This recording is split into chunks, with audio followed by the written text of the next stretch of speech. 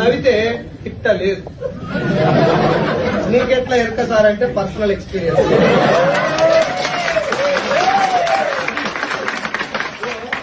నేను బాగా బయట తిరిగి వస్తా.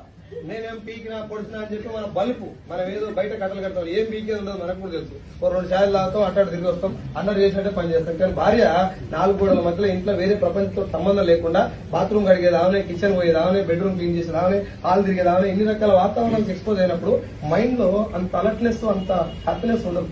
ఒక ఏమంటారు కంప్రెస్డ్ మైండ్ కి లోన్ అయిపోయి భర్త వచ్చినప్పుడు ఏదైనా హ్యాపీగా ఉంటాను నువ్వే ఇంక పెట్టుకుని వస్తుంది దాని మళ్ళీ ఇంకొచ్చి డైలాగు ఆడిదాన్ని నీకే ఎంతుంటా మొగోడు నాకెళ్తుందా ఏముంది మధ్య నీకు చెప్పిన ఛాయలకి ఇత్త గోలేస్తే పుట్టుకు అంటావు.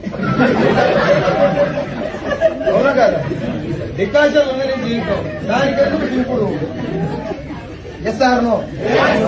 ఏం తిట్టినా పర్లేదు, నా పిల్లం నన్ను తింటుంది.